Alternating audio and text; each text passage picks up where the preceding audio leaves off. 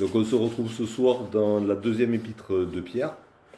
La semaine dernière, on avait vu les 4 premiers versets, où entre autres il nous est dit que Dieu nous a donné par Jésus-Christ, et par Jésus-Christ qui nous a donné lui-même qui a demandé au Père de nous envoyer le Saint-Esprit. Donc Dieu nous a donné tout ce qui est nécessaire à la vie de la foi.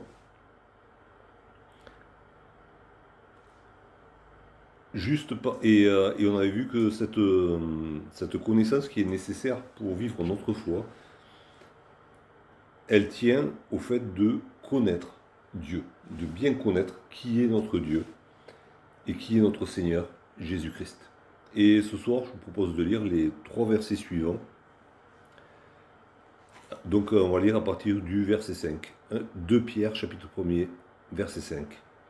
À cause de cela même, faites tous vos efforts pour joindre à votre foi la vertu, à la vertu la connaissance, à la connaissance la maîtrise de soi, à la maîtrise de soi la patience, à la patience la piété, à la piété l'amitié fraternelle, à l'amitié fraternelle l'amour. Alors comme je l'avais fait remarquer la dernière fois, ce verset 5 commence par « à cause », parce que, alors dans certaines traductions, on l'a, le verset 3 commence par « en effet » ou « puisque Dieu nous a tout donné en Jésus-Christ ». Et Pierre fait une grande parenthèse de 2 versets, et il revient au verset 5, donc à cause de cela, à cause du fait que Dieu nous a tout donné par Jésus-Christ. Et c'est là où on a ce paradoxe qu'on trouve souvent dans la Bible. Dieu nous a tout donné, et tout de suite après, il nous est dit de faire des efforts pour non pas mériter ce qu'il nous a donné, mais pour développer en nous ce qu'il nous a donné. On retrouve ce même paradoxe entre guillemets dans le fait qu'on est parfaitement sauvé, et c'est gratuit de la part de Dieu, mais en même temps, Dieu nous demande de travailler à notre salut. Et c'est quelque chose qu'on va voir peut-être la semaine prochaine dans les versets qui suivent. Donc, à cause du fait que Dieu nous a tout donné en Jésus-Christ, Pierre exhorte les destinataires de la lettre, et nous, par conséquence, il nous exhorte à faire tous nos efforts pour ajouter à notre foi un certain nombre de qualités. Et quand il dit « faites tous vos efforts », c'est vraiment tous vos efforts. Hein. C'est pas... c'est vraiment ce que ça veut dire. Il faut mouiller le maillot. Hein. C'est pas un footballeur fonctionnaire qui va sortir du terrain après 90 minutes avec le maillot sec et ça sentir la transpiration. Non, il faut vraiment mouiller le maillot. Et c'est traduit, et ça veut dire différentes choses. Donc, ayez bien soin, je crois que c'est dans la version d'Arby, c'est quelque chose comme ça. Alors, moi, j'ai, pour cette même raison, 5. Pour cette même raison aussi, y apportant tout empressement. Tout empressement. Donc, c'est avec empressement, c'est-à-dire qu'on ne traîne pas en route. On est pressé, ça se fait avec hâte, on ne s'endort pas, voilà, on ne fait pas la grasse matinée sur le chemin de la foi. Il est question de zèle, il est question donc d'empressement et aussi de sérieux. Hein, ça se fait sérieusement. On y met tout notre cœur, toute notre pensée dans ces choses-là. Et c'est pour ça qu'il dit faites tous vos efforts. Alors c'est mental, c'est spirituel, ça peut être physique aussi, on va le voir, hein. Ces qualités-là, elles ont de manière, notre foi, elle se vit dans un corps. On ne vit pas notre foi en esprit uniquement, mais en esprit et en vérité, on est vraiment dans quelque chose qui a des répercussions physiques, des répercussions autour de nous aussi. Donc, on mouille le maillot. Paul en parle beaucoup du physique. Il prend toujours l'exemple d'un sportif. Tout à fait. Donc, Et c'est là, et justement, c'est dans 1 Corinthiens, dans la première épître de Paul aux Corinthiens. Je cours vers le but. Ouais. Il est question justement de. Alors, il est question dans différentes épîtres. Hein. Paul parle à des gens qui connaissaient les Jeux Olympiques, entre autres, et les Jeux du stade, tout ça. Donc, il tire beaucoup d'images et du sport et de l'agriculture aussi. Et donc, dans 1 Corinthiens, au chapitre 9,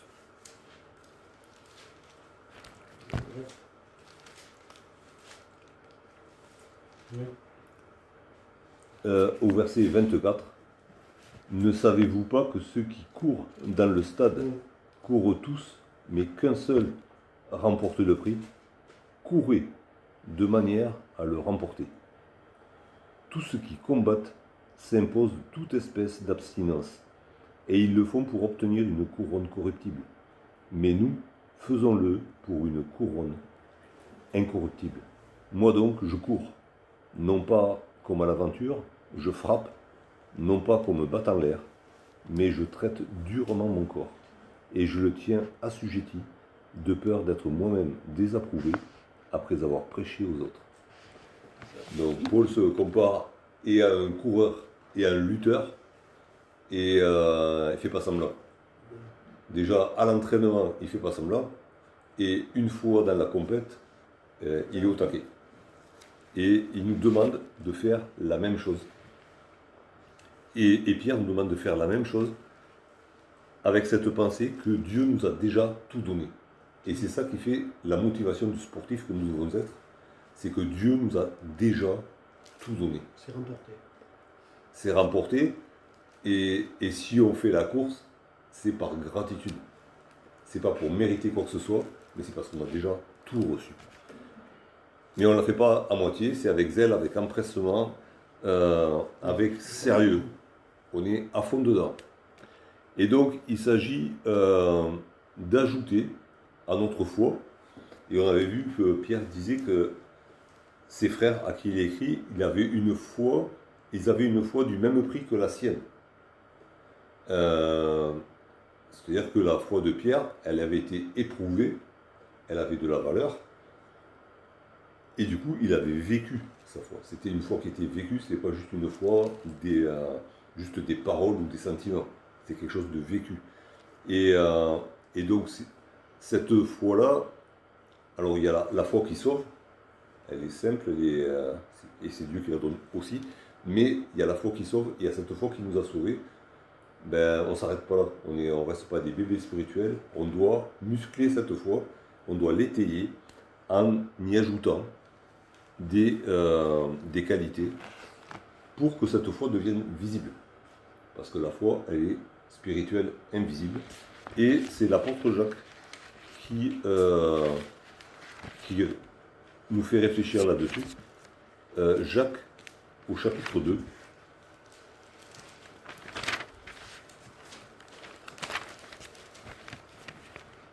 La foi invisible doit devenir visible. Et Jacques, au chapitre 2, au verset 18, pour prendre au verset 17, il en est ainsi de la foi. Si elle n'a pas les œuvres, elle est morte en elle-même. Mais quelqu'un dira, toi tu as la foi et moi j'ai les œuvres. Montre-moi ta foi sans les œuvres, et moi je te montrerai la foi par mes œuvres. Alors montrer la foi sans les œuvres, c'est compliqué parce que la foi c'est spirituel. Donc on ne verra pas. Par contre, quand la foi agit, alors là on la voit, la foi. Et donc, quelles sont ces qualités que Pierre nous demande de joindre, d'ajouter à notre foi? Première qualité, c'est la vertu. Alors, la vertu, ça a en gros deux sens. mais deux sens qui marchent ensemble. C'est la pureté morale. Et on a vu un peu plus haut que Jésus nous avait sauvés par sa vertu. C'est parce qu'il était pur et sans tache qu'il a pu s'offrir à notre place. Donc la vertu, c'est la pureté morale et c'est aussi la force morale. Il y a les deux côtés. Mais en tout cas, c'est quelque chose qui se joue au niveau de du choix entre le bien et le mal, on va dire. Et celui qui joint la vertu à sa foi, il fait les bons choix, il choisit le bien, il est pur de tout péché, il ne se laisse pas tenter par le mal, et du coup, il résiste, moralement, il résiste au mal. Il est fort face à la tentation.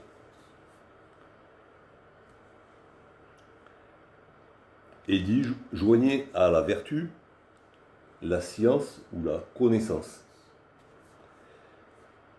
Et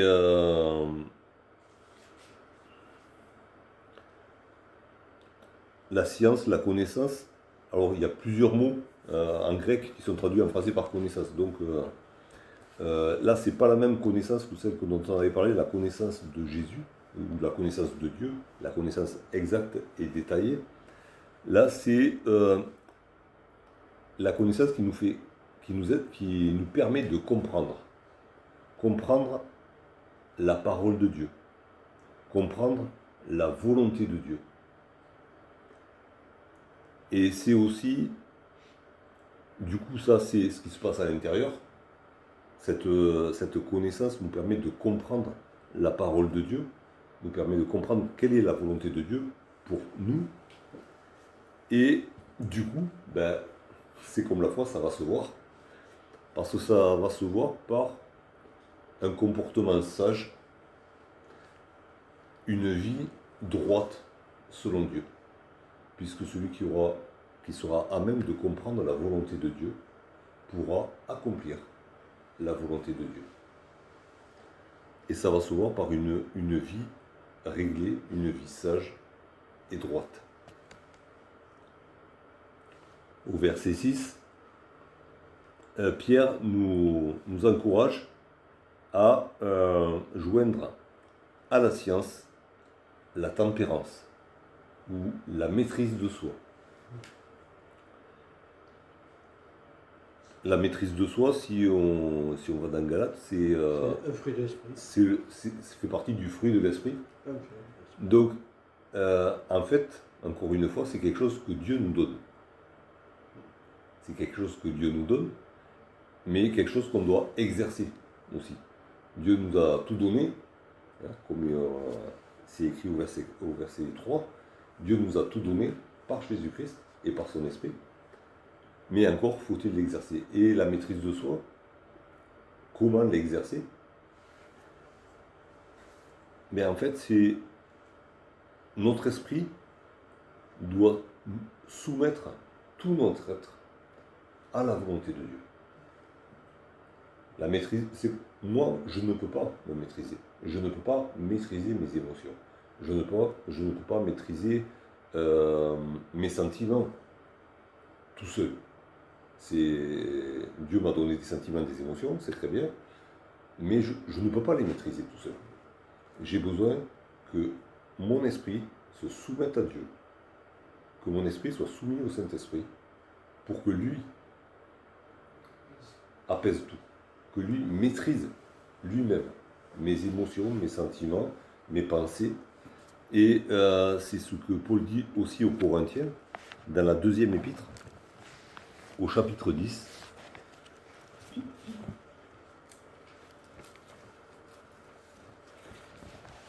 Parce qu'on prend souvent ce verset qu'on va lire pour les autres. 2 Corinthiens 2 Corinthiens chapitre 10, au verset 5. On le prend souvent pour dire qu'on va soumettre les autres, mais en fait la première personne qu'on doit soumettre, c'est nous-mêmes. Oui. Hein? 2 Corinthiens 10, c'est ça. 2 Corinthiens 10, au verset 5. Nous renversons les raisonnements et toute hauteur qui s'élève contre la connaissance de Dieu, et nous amenons toute pensée captive à l'obéissance de Christ. Alors oui, on doit veiller sur notre prochain et aider nos frères et nos sœurs à se soumettre à Christ, mais avant de penser à faire ça, c'est nous-mêmes. Hein. Nous devons nous-mêmes renverser nos propres raisonnements. Nous devons nous-mêmes nous humilier. Hein. Nous qui croyons être quelqu'un, on doit s'humilier devant cette hauteur qui s'abaisse et on doit tout soumettre, toute notre pensée à l'obéissance de Christ. Et à ce moment-là, oui, on va dire qu'on a la maîtrise de soi, mais en fait, ce n'est pas nous qui nous maîtrisons, c'est Christ lui-même qui nous maîtrise.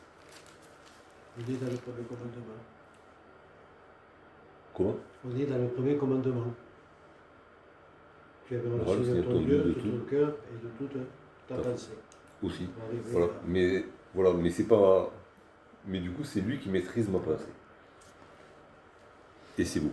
C'est lui qui me permet d'accomplir les commandements, du coup. Joignez donc aussi à la maîtrise de soi la patience.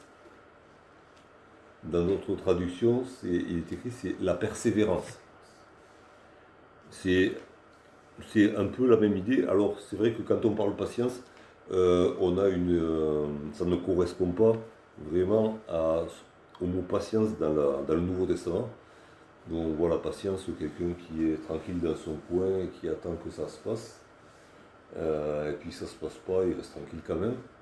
Hein, il peut rester des heures sur son banc, attendant qu'il se passe quelque chose. Ça, c'est pas la patience du Nouveau Testament. La patience du Nouveau Testament, c'est vraiment la persévérance. C'est l'endurance. C'est aussi la fermeté. C'est la loyauté. C'est la constance. C'est la capacité à souffrir. Hein? C'est alors celui qui est patient selon le cœur de Dieu, il est endurant. C'est-à-dire une course avant on dit on fait du cardio. Quand on était plus jeune, ça s'appelait des courses d'endurance. Ok. Et c'est pas un sprint. Hein, il faut tenir la longueur. Et encore qu'on ne sait même pas des fois la longueur, on ne sait pas. Hein, c'était le moniteur qui disait quand on s'arrêtait. Mais il fallait courir jusqu'à quand ils disent qu'on s'arrête. Et donc il fallait à un moment donné, il faut sortir ça des tripes. Hein. Ça ne vient pas tout seul. C'est le mental qui se met en jeu, qui rentre en jeu, en plus des jambes. Hein. Donc il y a l'endurance. Donc on endure ce qui vient en opposition à nous. Hein. On endure. Il y a la fermeté. Et il y a souvent dans les épîtres de Paul cet encouragement, soyez fermes. Ou quand il donne la panoplie de l'armure de Dieu que le chrétien doit avoir, il dit de revêtir cette armure pour rester ferme après avoir tout surmonté. Donc il y a vraiment toute la course de fond. D'abord, il y a le combat qui s'ensuit. Et après le combat, on ne va pas s'asseoir, on reste debout, on reste ferme. Ça, c'est la patience, c'est la persévérance. Il y a une idée de loyauté aussi. On a pris un engagement. On s'est engagé envers Dieu. On est engagé du coup envers les frères et les sœurs. Et on ne va pas se dédire. On va garder cet engagement. On va être loyal jusqu'au bout. Il y a l'endurance physique, il y a l'endurance morale face à l'opposition, et puis il y a le fait de maintenir ses engagements, quoi qu'il arrive.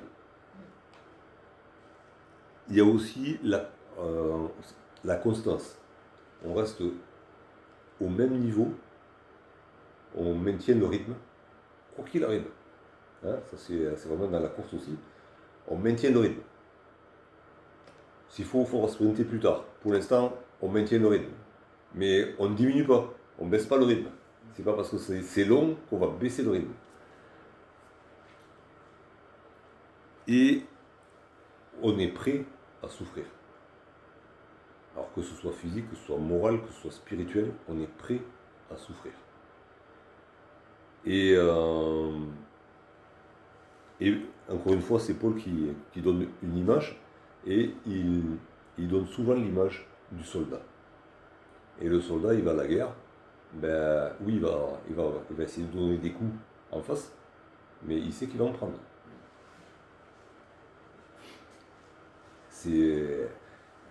Quand on va à la guerre, on prend des coups. Et Paul le dit à Timothée, dans la deuxième épître qu'il écrit à Timothée. Il le dit à plusieurs reprises à Timothée d'ailleurs.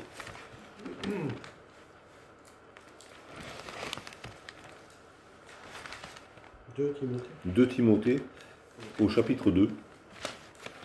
Bon soldat. Ouais, c'est ça. 2 Timothée 2, le verset 3. Et Paul dit à Timothée, Voilà.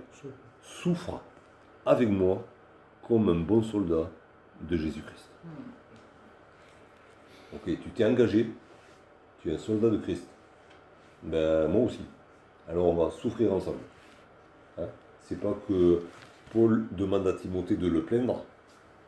Et il dit non, moi je suis sur la ligne de front, toi tu es ailleurs sur la ligne de front, moi je souffre, ben toi aussi, accepte de souffrir. Et reste patient, persévère, même si c'est dur.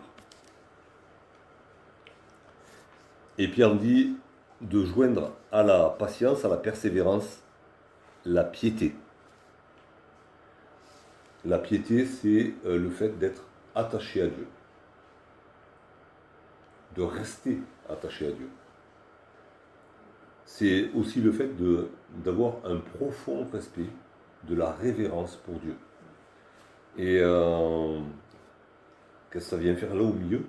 On se dit, bon, ça devrait exister déjà avant, si on a la foi. Mais peut-être qu'au milieu des souffrances, peut-être qu'au milieu des efforts, on peut arriver à... Et c'est ce que craint justement un des auteurs des Proverbes. Il craint de se retourner un jour contre Dieu. Il lui dit, ne me donne ni richesse ni pauvreté, de peur que dans la richesse je t'oublie et que dans la pauvreté, je t'insulte. Donc il y a cette idée où il faut rester vigilant. Quel est notre rapport avec Dieu? On est dans la bagarre, on est dans la course, on a des choses à faire, on a des soucis à régler, et notre cœur, il est où par rapport à Dieu? Ben là, notre cœur doit rester à genoux devant Dieu. On est ses soldats, ben justement, ben c'est lui le général. Et on n'est pas au-dessus du général, on est à ses pieds. Et on doit le rester, quoi qu'il arrive.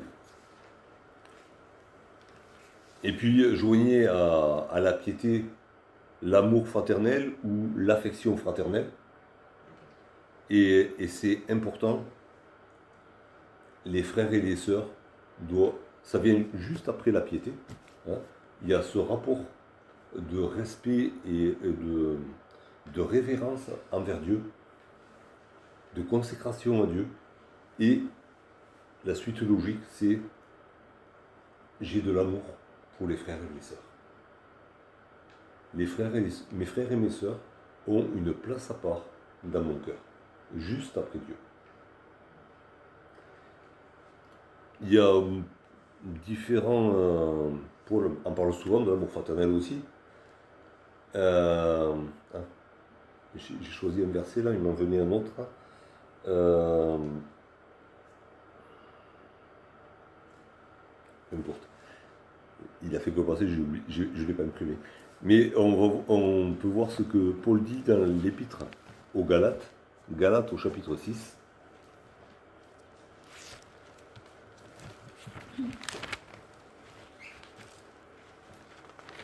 Ah oui, ailleurs, Paul dit, maintenant nous ne connaissons personne selon la chair. Voilà.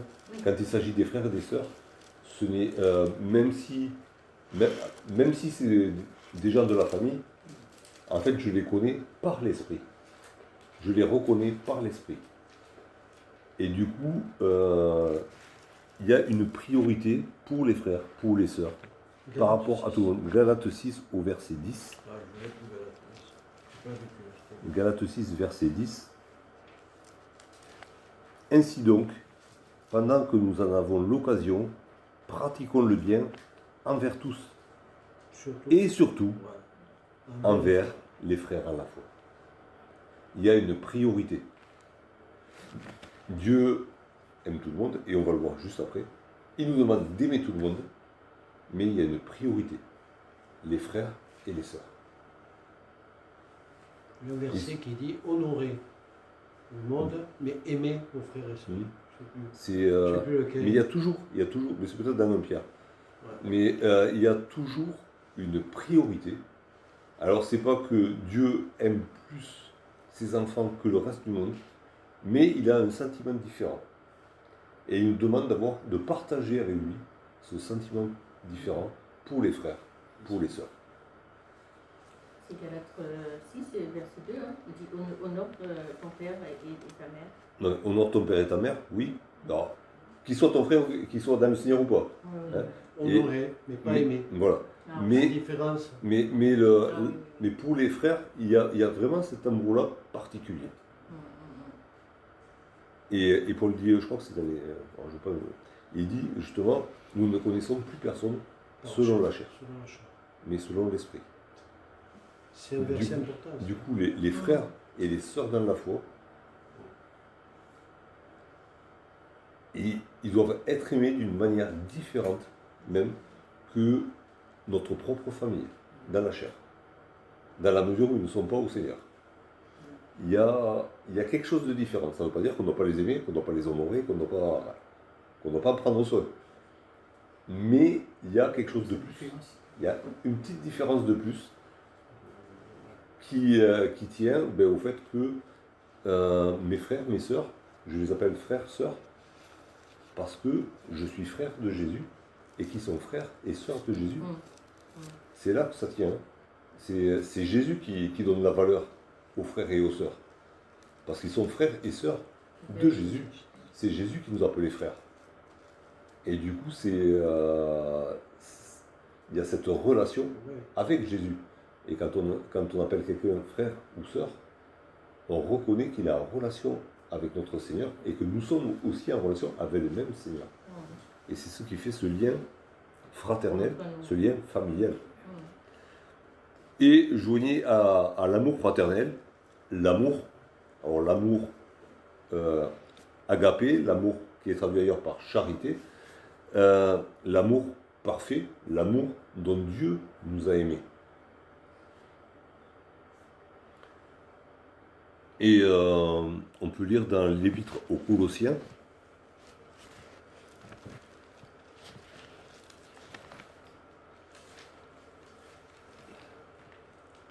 Colossiens au chapitre 3,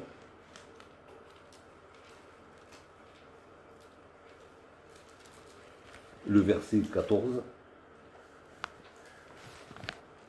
Mais par-dessus toutes ces choses, revêtez-vous de l'amour qui est le lien de la perfection. Qu'est-ce qui fait tout tenir ensemble? Qu'est-ce qui fait marcher tous les frères, toutes les sœurs ensemble? C'est l'amour que Dieu verse dans nos cœurs par son esprit. Qu'est-ce qui fait que la vie du chrétien est vivable? C'est l'amour. Qu'est-ce qui fait que l'Église s'édifie? C'est l'amour. Et du coup, on se retrouve avec cette liste de qualités à joindre à notre foi. Mais c'est pas, et on va le voir juste, on le verra la semaine prochaine, juste au verset 6, c'est pas que ces qualités, on doit les empiler les unes aux autres, on doit cocher des cases qu'on croit qu'on les a, ou quoi, enfin des trucs comme ça. C'est déjà, par Jésus-Christ, on a tout reçu de Dieu.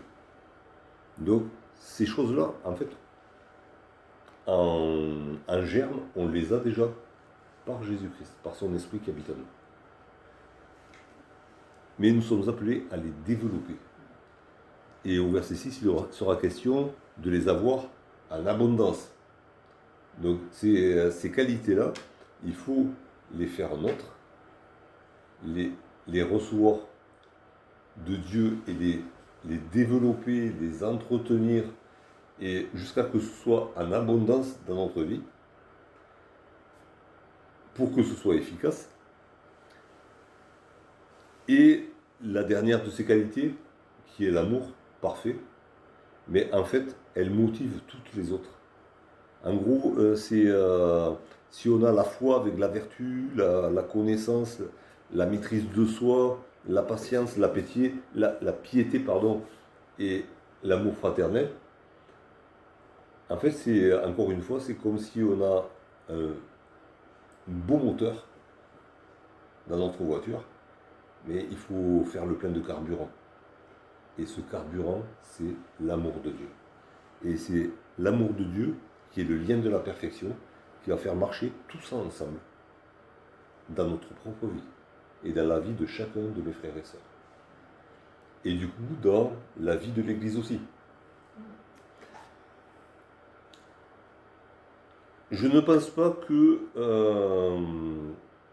il faut, quand on a la foi, il faut chercher d'abord la vertu, hein, c'est donné dans cet ordre-là, mais être parfait en vertu pour après aller chercher la connaissance et puis après aller chercher la patience, parce que de toute manière, si on attend d'être parfait en quelque chose, eh ben on ne fera rien. Hein. On ne sera jamais parfait sur cette terre. Donc, je pense qu'il faut évacuer un peu cette idée de finir une chose pour en commencer une autre. On est des chantiers ambulants. On sera en chantier jusqu'à ce que Jésus-Christ vienne nous chercher. Donc, on doit chercher toutes ces qualités en même temps, et le Seigneur va nous assister pour cela. C'est pour ça que le Saint-Esprit est là, qui nous éclaire la parole, qui nous fait comprendre la pensée de Dieu. Donc, on est appelé à rechercher ces qualités-là, à les développer, à les mettre en pratique dans chacune de nos vies. Mais en fait, si on réfléchit bien, où est-ce qu'on va trouver toutes ces qualités-là? En fait, on va les trouver dans la connaissance de Jésus-Christ. Ce qu'on avait vu la semaine dernière, tout ce que Dieu nous a tout donné par la connaissance de Jésus-Christ. Et quand par exemple, si on lit 1 Corinthiens 13, on a le portrait de Jésus dans l'amour. Mais si on met la foi avec la vertu, la connaissance, la maîtrise de soi, la persévérance, la piété et l'amour fraternel, avec l'amour parfait, on a un portrait de Jésus. Donc c'est détaillé, c'est un plan, on va dire qu'on a un plan pour notre chantier personnel qui est détaillé là par l'apôtre Pierre pour nous, mais en fait, il aurait pu juste dire, regardez Jésus et soyez comme lui. Sauf que bon, il a mis le spot sur différentes qualités de Jésus. Et comment du coup nous équiper de telle manière, comment équiper notre foi de telle manière, mais en regardant Jésus, en écoutant Jésus, en suivant Jésus, en toutes choses. C'est lui notre modèle, et c'est par lui que nous avons été sauvés, mais c'est par lui que nous sommes aussi sanctifiés, purifiés, et l'Esprit nous change de gloire en gloire à l'image de Jésus. C'est ma prière que on entre tous, on est déjà dans ce chantier-là, mais qu'on persévère dans ce chantier-là pour que Jésus-Christ abonde en nous.